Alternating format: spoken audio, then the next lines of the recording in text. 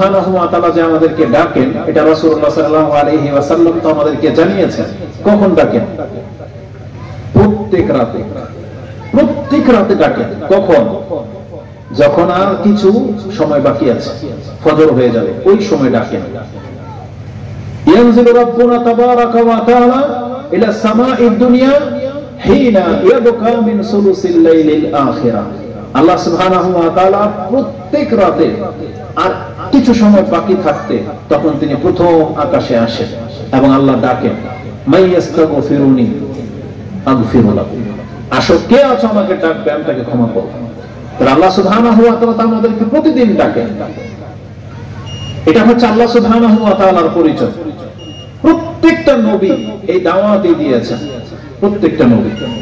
নূহ আলাইহিস সালাম সর্বপ্রথম রাসূল। পৃথিবীর সৃষ্টি হয়েছে কত বছর আগে, কত শত হাজার বছর আগে হয়তো।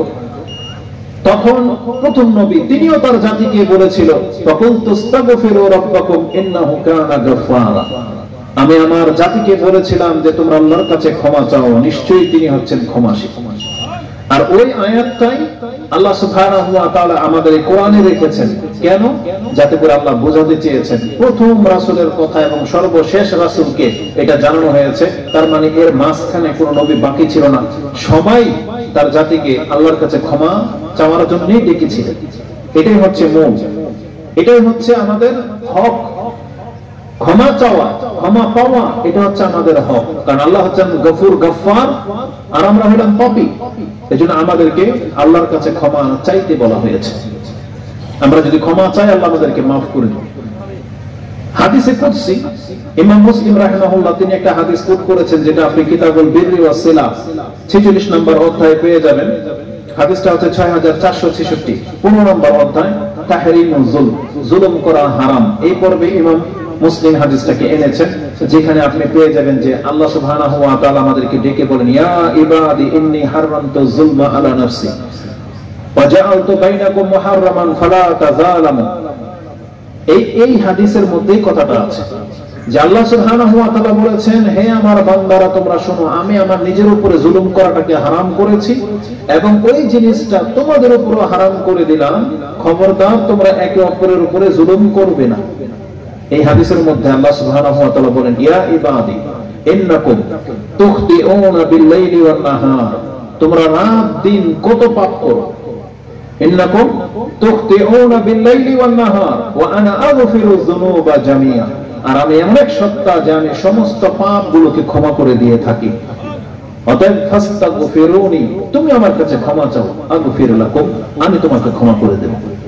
তার মানে আল্লাহ সুবহানাহু ওয়া তাআলা আমাদেরকে জানিয়েছেন এই পুরো পৃথিবীর মানুষ, জিন অনেক অপরাধে লিপ্ত, কিন্তু আল্লাহ সবার পাপকে ক্ষমা করে দিয়ে থাকেন। এরপর আল্লাহ আমাদেরকে বলেছেন, অতএব তুমি যদি ক্ষমা চাও তো তুমি ক্ষমা পেয়ে যাবে। আমাদেরকে ক্ষমা চাইতে বলা হয়েছে। এইভাবে অনেকগুলো বিষয় আমি আপনাকে দেখাতে পারি যে আল্লাহ আমাদেরকে ক্ষমা চাইতে বলেছেন, কিন্তু আমরা সারাদিন কয়বার ক্ষমা চেয়েছি, এটা হচ্ছে দেখার বিষয়। আসুন আমি আপনাকে দেখাই, আপনি যদি ক্ষমা চান তাহলে আল্লাহর কাছে কি পাইবেন। এটা তো আমি আপনাকে দেখালাম যে ক্ষমা যে আল্লাহ চাইতে বলেছেন, এর কিছু প্রমাণ। কি পাবেন আপনি আল্লাহর কাছে ক্ষমা চাইলে? একটা আয়াতের কথাই যদি বলি, সেখানে 6টা পুরস্কারের কথা আছে। যেমন নূহ আলাইহিস সালাম, তিনি তার জাতিকে যে কথাগুলো বলেছিলেন, আল্লাহ ওগুলো আমাদেরকে জানিয়েছেন যে তোমরা এগুলোই পাইবা। কি সেটা? সূরা নূহ 71 নম্বর সূরা, আপনি 10, 11, 12 এই 3টা আয়াত পড়েন, তাতে রয়েছে। আল্লাহ বলেছেন যে নূহ আলাইহিস সালাম তার জাতিকে এই সংবাদ দিয়েছিল, ফাকুলতু আস্তাগফিরু রাব্বাকুম ইন্নাহু কানা গাফফারা ইউরসিলিস সামাআ আলাইকুম মিদরারা ওয়া ইউমদিদুকুম বিআমওয়ালিন ওয়া বানিনা ওয়া ইয়াজআল লাকুম জান্নাতিন ওয়া ইয়াজআল লাকুম আনহারা। তার মানে 6টা পুরস্কারের কথা আল্লাহ এই আয়াতে বলেছেন।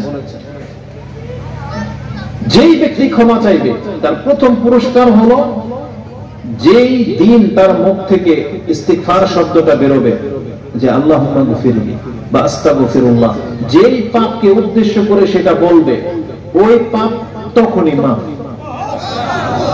কিয়ামত পর্যন্ত অপেক্ষা করতে হবে না।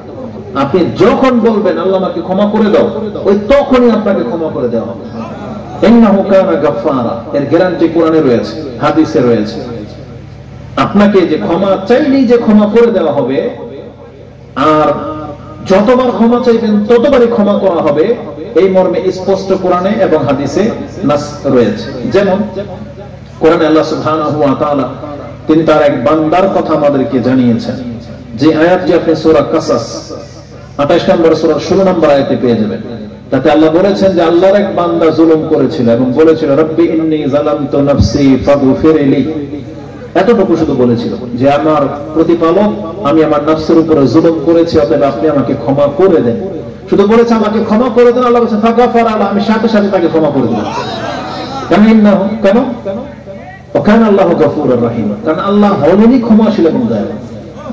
তো আল্লাহ সুবহানাহু ওয়া তাআলা তিনি শুধুমাত্র অপেক্ষায় থাকেন যে আপনার জন্য ক্ষমা কিন্তু রেডি, ক্ষমা রেডি, জাস্ট আপনি চাইবেন আপনাকে দেওয়া হবে, শুধু চাইতে বাকি। আপনি চাচ্ছেন না, দেখতে পাচ্ছেন না, আপনি চান আপনাকে দিয়ে দেওয়া। আল্লাহ সুবহানাহু ওয়া তাআলা ক্ষমার জন্য প্রস্তুত আছেন, এজন্য আল্লাহ ডাকেন, প্রত্যেক রাতেই ডাকেন। আর যতবার চাইবেন ততবার যে ক্ষমা করা হবে, এটার একটা হাদিস শোনায়। কারণ আমরা হয়তো আল্লাহ সুবহানাহু ওয়া তাআলাকে চিনতে পারি না, আমরা অনেক সময় এটাকে মস্কারির ছলে নিই যে আমি যতবার পাপ করব ততবারই আল্লাহ আমাকে ক্ষমা করবে। হ্যাঁ, আপনার যতবার আপনার পাপ হয়ে যাবে, আপনি যদি আল্লাহর কাছে ক্ষমা চান ততবারই আপনাকে ক্ষমা করা হবে। যেমন চমৎকার একটা হাদিস মুসনাদে আহমদে রয়েছে, আবু সাঈদ খুদরি তার বর্ণনাকারী, যে قال سمعت رسول الله صلى الله عليه وسلم يقول ان ابليس قال لربه بعزتك وجلالك لا ابره اغوي بني ادم ما دامت الارواح فيهم।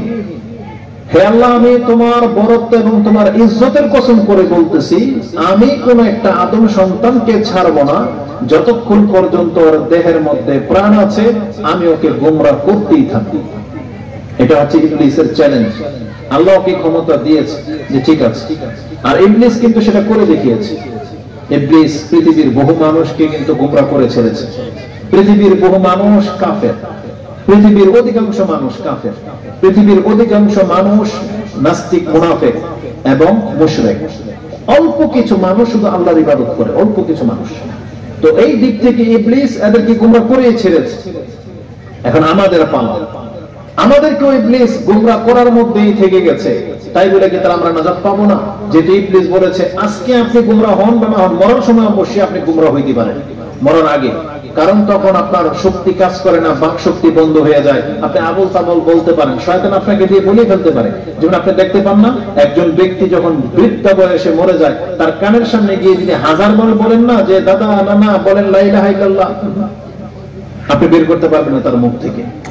বরং অনেক সময় সে রেগে যাবে, গালিও দিয়ে ফেলতে পারে। এই জন্য রাসূলুল্লাহ সাল্লাল্লাহু আলাইহি সাল্লাম নিষেধ করেছে, তোমরা তাকে গিয়ে বলবে না যে বলেন লা ইলাহা ইল্লাল্লাহ, বলেন লাকিনু মাউতাকুম। রাসূল বলেছেন সাক্ষাৎ করো মৃত ব্যক্তির সাথে লা ইলাহা ইল্লাল্লাহর সাথে। তার মানে আপনি বলবেন লা ইলাহা ইল্লাল্লাহ, যাতে আপনার মুখ থেকে শুনে সে যেন নিজের ইচ্ছায় বলে লা ইলাহা ইল্লাল্লাহ। আপনি তাকে তখন আদেশ করবেন না, কারণ ওই সময় কমান্ড করলে তার মিজাজ তো খিটখিটে, সে মরে যাচ্ছে, এখন সে কষ্টে আছে, সেই সময় সে আরো বিগড়ে যেতে পারে, সে গালিও দিতে পারে। এই জন্য রাসূল বলেছেন লাকিনু মাউতাকুম বিলা ইলাহা ইল্লাল্লাহ, যে তোমরা মৃত ব্যক্তির সাথে সাক্ষাৎ করো লা ইলাহা ইল্লাল্লাহর সাথে, তাকে গিয়ে আদেশ করো না, জাস্ট মুখে আপনি বলতে থাকবেন। তো কথা হচ্ছে যে এই সময় এই শয়তান কিন্তু উপস্থিত থাকে, আপনাকে গোমরাহ করার চেষ্টা করবে। এটারও বর্ণনা আরেকটা হাদিস দিয়ে প্রমাণ করা সম্ভব। এটা কিন্তু অনেক সেনসিটিভ একটা জিনিস, আপনারা হয়তো এমনি ভাবেন না, খোঁজেন না, দেখে এটা বুঝেন না। আপনি জেনে নেন, একজন মানুষ গোমরাহ হয়ে যাওয়া এটা হচ্ছে তার জীবনের সবচেয়ে বড় বিপর্যয়, আর এটা মৃত্যুর সময়ও হইতে পারে। এটা যে সত্য আর এটা যে কত কঠিন জিনিস, যার ফলে মুহাম্মদুর রাসূলুল্লাহ সাল্লাল্লাহু আলাইহি ওয়াসাল্লাম তিনি নামাজে আল্লাহর কাছে দোয়া করতেন যে আল্লাহ মৃত্যুর সময় যেন শয়তান আমাকে ছু মেরে নিয়ে যেতে না পারে। শয়তান যেন আমার উপরে প্রভাব বিস্তার করতে না পারে। এটা আপনি পাবেন কোথায়? আবু দাউদে আছে, এটা সালাতের অধ্যায় 2 নম্বর অধ্যায় আপনি 1552 মানে 1552 নম্বরে হাদিসটা রয়েছে। অনেক লম্বা দোয়া, তার মিডলের মধ্যে এই কথাটা আছে যে রাসূলুল্লাহ সাল্লাল্লাহু আলাইহি সাল্লাম বলতেন, আল্লাহুম্মা ইন্নী আউযু বিকা আইয়াতাখাব্বাতানি আশ-শায়তানু ইনদাল মাউত। আল্লাহ, আমি তোমার কাছে আশ্রয় চাচ্ছি শয়তান যেন আমার মৃত্যুর সময় আমার কাছে উপস্থিত হতে না পারে এবং আমাকে যেন কবজা করতে না পারে। আইয়াতাখাব্বাতানি আশ-শায়তান মানে দেখেন না, মাতাল ব্যক্তি নেশাগ্রস্ত অবস্থায় যেমন নেশা করলে তার মানে মস্তিষ্কের উপরে প্রভাব ফেলে দেয়, ও কি করে বুঝতে পারে না। যেমন ধরেন ইদানিং একটা ষড়যন্ত্র বা একটা চক্র বেরিয়েছে, কত মারাত্মক তারা। আপনার সামনে একটা পেপার দিবে পড়ার জন্য, আপনি যদি খালি এটা দেখেন, ও টোকা দিলে আপনার নাকে যদি মেডিসিন যায়, আপনার সেন্স কাজ করবে না। যারা এই যে ডাকাতি করে, চুরি করে, বাটপারি করে, আমরা ক্যামেরাতে দেখতে পাচ্ছি, আপনি কখনো মাস্ক ছাড়া এই পেপার ধরবেন না, ধরবেন না এবং এটা কাছে নাকের কাছে নেবেন না, তাহলে এতে ক্ষতি হতে পারে। এই মেডিসিন কি? ও আচ্ছা, ঠিক আছে। তো মারাত্মক, তার মানে এটা সেন্স আপনাকে মিটিয়ে দেয়, সেন্স কোনো কাজ করবে না। এটাই হচ্ছে খাব্বাতানি আশ-শায়তান, যে শয়তান যেন আমার উপরে প্রভাব বিস্তার করতে না পারে। এটা হচ্ছে রাসূলুল্লাহ সাল্লাল্লাহু আলাইহি ওয়াসাল্লামের দোয়া।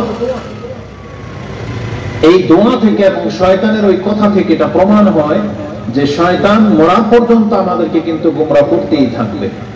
কিন্তু আল্লাহ সুবহানাহু ওয়া তাআলার দয়া কি জানেন? আল্লাহ সুবহানাহু ওয়া তাআলা তখন ইবলিসকে বলেছিল, বিইজ্জতি ওয়া জালালি, আমিও আমার বরত্ব এবং মর্যাদার কসম করে বলতেছি, লা আবরাহু, আমিও ক্ষান্ত হব না, আগফিরু লাহুম মাস্তাগফারুনি, তারা যতবার আমার কাছে ক্ষমা চাইবে আমি ততবারই তাকে ক্ষমা করতে থাকব। তার মানে শয়তান আপনার আমাদেরকে গোমরাহ করতেই থাকবে। কেন শুরু করছে? কেন 5 মিনিট সময় আছে মাত্র, সেনজিটা এমন করছে কেন? তো মাত্র 2 মিনিট আছে, সেনজিটা পরিষ্কার দিতে বলেন। আপনার আল্লাহ সুবহানাহু ওয়া তাআলা বলেছেন আগফিরুল্লাহ, মানে আমি ক্ষান্ত হব না, মানে একবার ক্ষমা করে দিয়ে থেমে যাব এমন না। আল্লাহ বলেছেন আগফিরুল্লাহু মাস্তাগফারুনি, যতবার আমার কাছে ক্ষমা চাইবে আল্লাহ বলেছেন আমি ততবার ওকে ক্ষমা করে দেব।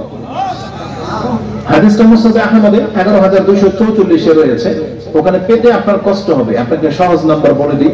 মিশকাতে হাদিসটি সম্ভবত 578 নম্বরে রয়েছে, 578 578 রয়েছে। তো আমাদেরকে আল্লাহর কাছে ক্ষমা চাইতে হবে। এই জন্য আমরা সবাই জানি আল্লাহ ক্ষমাশীল, দয়াবান, কিন্তু আপনি আর আমার মধ্যে, আমাদের মধ্যে, রাসূলুল্লাহ সাল্লাল্লাহু আলাইহি সাল্লাম এবং সাহাবা একরামদের মধ্যে কি পার্থক্য? তারা আল্লাহর কাছে ক্ষমা চাইতেন। আমি আপনাকে দেখাইলাম যে রাসূলুল্লাহ সাল্লাল্লাহু আলাইহি সাল্লাম এক বৈঠকে আস্তাগফিরুল্লাহ বলতে থাকতেন 100 বার, আর আমরা একবার আল্লাহ সুবহানাহু ওয়া তাআলার কাছে ক্ষমা চাইলাম না। তাহলে আপনি কিভাবে ক্ষমা পাইবেন? অথচ আল্লাহ বলেই দিয়েছে যতবার ক্ষমা চাইবা ততবার তোমাকে ক্ষমা করা হবে। আর কি চান আপনি? বলেন, আর কি চান? এজন্য আমাদেরকে প্রতিনিয়ত ক্ষমা চাইতে হবে। রাসূলুল্লাহ সাল্লাল্লাহু আলাইহি ওয়াসাল্লাম যে বাক্যগুলো দিয়ে ক্ষমা চাইতেন তার একটা হচ্ছে আস্তাগফিরুল্লাহ, আস্তাগফিরুল্লাহ, তারপর আস্তাগফিরুল্লাহ ওয়া আতুবু ইলাইহি, এটা যোগ করতেন। তারপর আল্লাহুম্মা গফিরলি ওয়া তুব আলাইয়া ইন্নাকা আনতাত তাওয়াবুর রহিম, এটা তিনটা আছে। তারপরে বলতেন যে আস্তাগফিরুল্লাহ আল আযীম, লা ইলাহা ইল্লা হুয়াল হাইয়ুল কাইয়্যুম ওয়া আতুবু ইলাইহি, এটাও বলতেন। এটা চারটা বাক্য আছে। এই বাক্যটা যে ব্যক্তি বলবে, রাসূল বলেছেন গুফিরা লাহু ওয়া ইন কানা ফাররা মিনাজ যাহাব, সে যদি যুদ্ধের ময়দান থেকে পলায়নকারী ব্যক্তিও হয়, এই বাক্য দিয়ে দোয়া করলে ওর এই পাপ পর্যন্ত আল্লাহ মাফ করে দেন।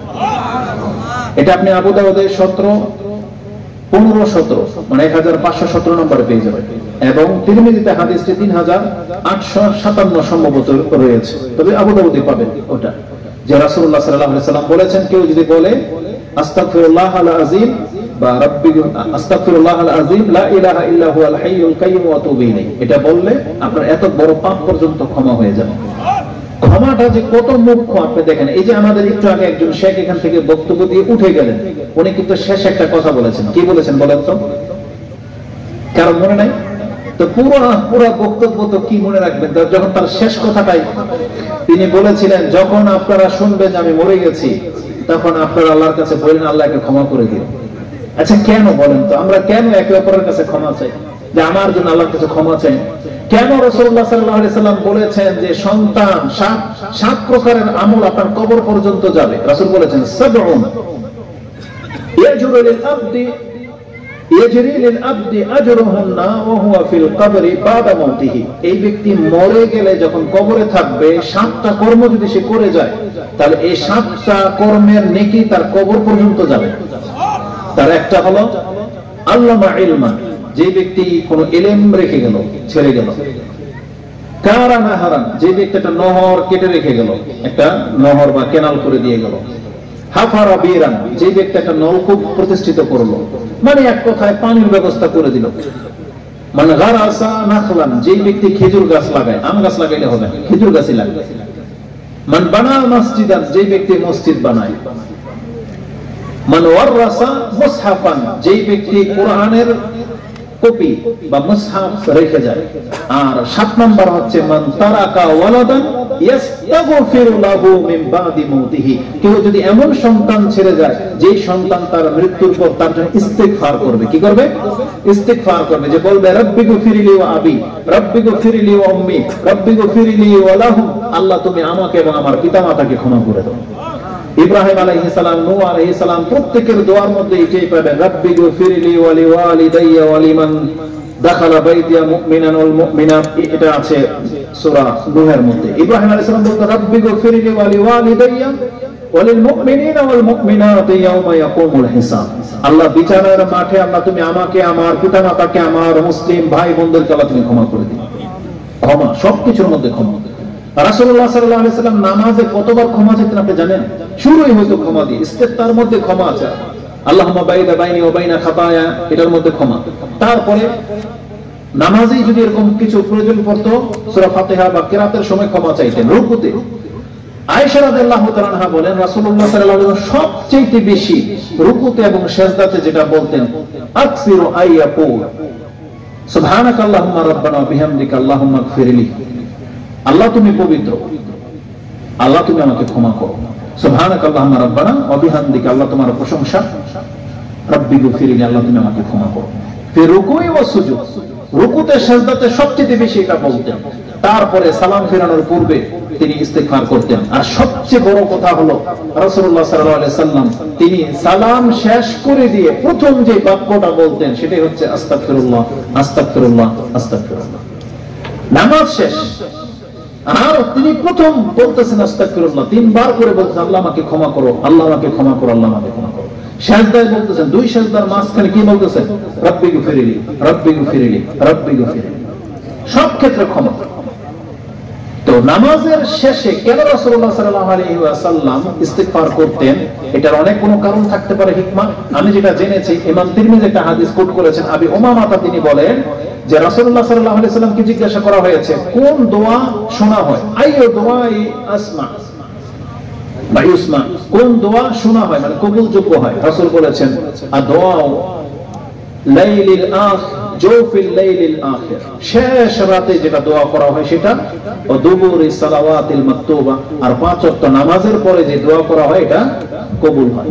আর রাসূলুল্লাহ সাল্লাল্লাহু আলাইহি ওয়াসাল্লাম এই ফরজ নামাজে সালাম ফেরানোর পরে সর্বপ্রথম দোয়া যেটা বলতেন আস্তাগফিরুল্লাহ, আস্তাগফিরুল্লাহ, আস্তাগফিরুল্লাহ। অনেক গুরুত্বপূর্ণ ব্যাপার।